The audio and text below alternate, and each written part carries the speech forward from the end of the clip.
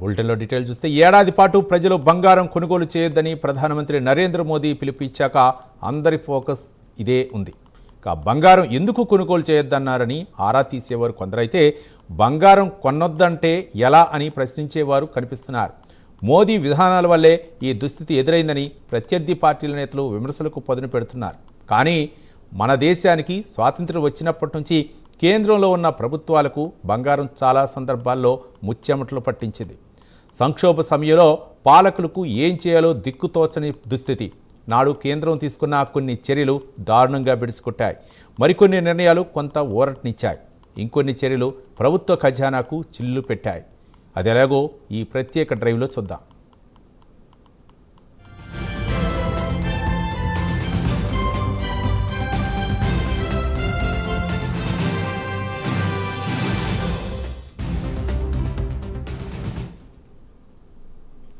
బంగారంతో ఆట కేంద్రానికి అనేక సందర్భాల్లో సంకట పరిస్థితులను తీసుకొచ్చింది. స్వాతంత్ర్యం వచ్చినప్పటి నుంచి కేంద్రంలోని వివిధ ప్రభుత్వాలకు స్వర్ణ పరీక్షగా మిగిలాయి ఆయా కాలాలు. ప్రధానమంత్రి జవహర్లాల్ నెహ్రూ నుంచి ప్రస్తుత ప్రధానమంత్రి నరేంద్ర మోదీ వరకు సేమ్ సీన్ కనిపిస్తోంది. సామాన్యుల నుంచి ప్రభుత్వం వరకు బంగారం ప్రియంగా మారిపోయింది. ఎప్పుడు సంక్షోభ సమయం వచ్చినా కనకంపైనే ప్రధాన చర్చ నడుస్తోంది.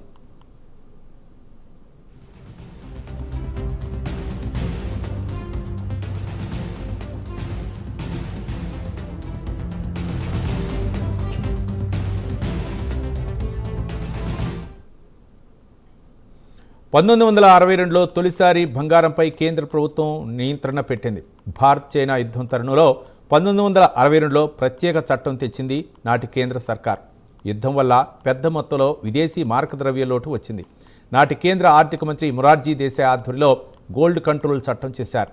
ఈ చట్టం ప్రకారం 14 క్యారెట్ల కంటే ఎక్కువ శుద్ధి చేసిన బంగారంతో ఆభరణాలు తయారు చేయకూడదని నిషేధం పెట్టారు. ఈ చట్టం వల్ల ఈ తరహా నిబంధనల వల్ల భారత్ నుంచి బంగారం చోరీ తగ్గుతుందని ఆశించారు అప్పటి కేంద్ర ఆర్థిక మంత్రి మొరార్జీ దేశాయ్.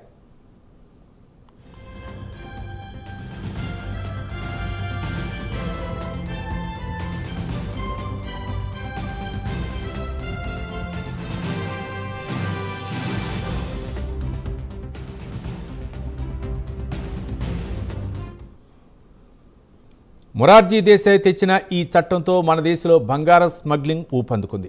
బ్లాక్ మార్కెట్ శృతిమించింది. ఫలితంగా భారత ఆర్థిక వ్యవస్థకు తీరని ఇక్కట్లు ఎదురయ్యాయి.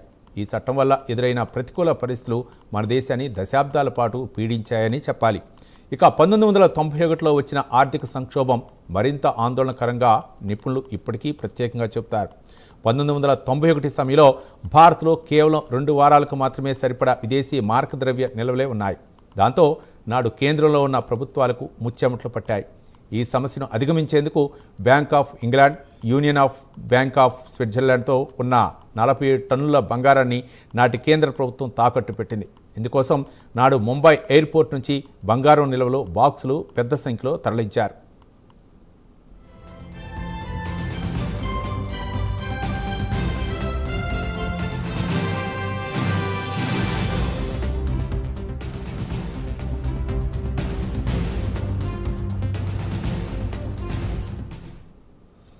రెండు 2013లోనూ బంగారంతో భారత్తో కష్టాలు పీడించాయి. ఆ సమయంలో డాలర్తో పోల్చుకుంటే రూపాయి మార్కు విలువ భారీగా పడిపోయింది. చమురు, బంగారం దిగుమతులు పెరగడంతో అంతా తల్లకిందులైంది. ఈ సమస్యను అధిగమించేందుకు బంగారం దిగుమతులపై 10% సుంకం పెంచింది నాటి కేంద్ర ప్రభుత్వం. అలాగే బంగారం దిగుమతుల నియంత్రణ దిశగా 80 నుంచి 20 స్కీమును తీసుకొచ్చారు. ఇక 100 కిలోల బంగారం దిగుమతి చేసుకుంటే అందులో 20% బంగారాన్ని తిరిగి ఎగుమతి చేయటమే అంటే 80-20 స్కీమ్ విధానం. ఈ చర్యలు భారత్ కరెంట్ అకౌంట్ లోటు భర్తీకి ఉపయోగపడిందని చెబుతారు. అయితే 2014 నవంబర్లో 80-20 స్కీమ్ను మోదీ ప్రభుత్వం రద్దు చేసింది. బంగారం స్మగ్లింగ్ ఆందోళనకరంగా పెరుగుతుందనే సంకేతాలతో మోదీ సర్కార్ చర్యలు చేపట్టింది.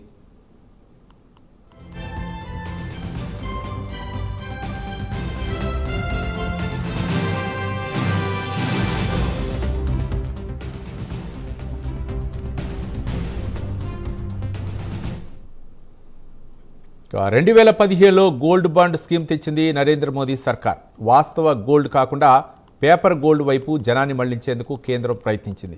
బంగారాన్ని దిగుమతి చేసుకోకుండా కేంద్రం కంట్రోల్ చేసింది. కానీ కొన్నేళ్లుగా బంగారం ధరలు భారీగా పెరిగాయి.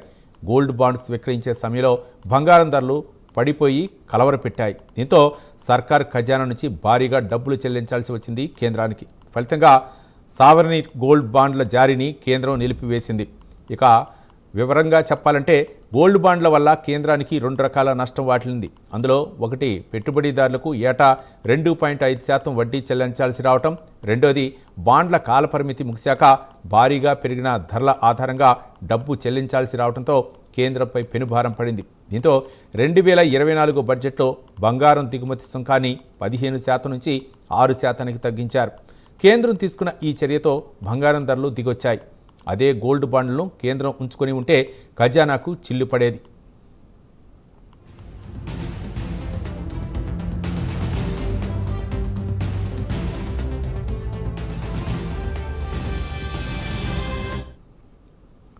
ప్రస్తుతం బంగారం కొనుగోలు చేయొద్దని ప్రధాని మోదీ గట్టిగా సూచిస్తున్నారు. యుద్ధం వల్ల ప్రపంచ దేశాల్లో ఆర్థిక సంక్షోభం, పెను సవాళ్లు ఎదురవుతున్నాయి.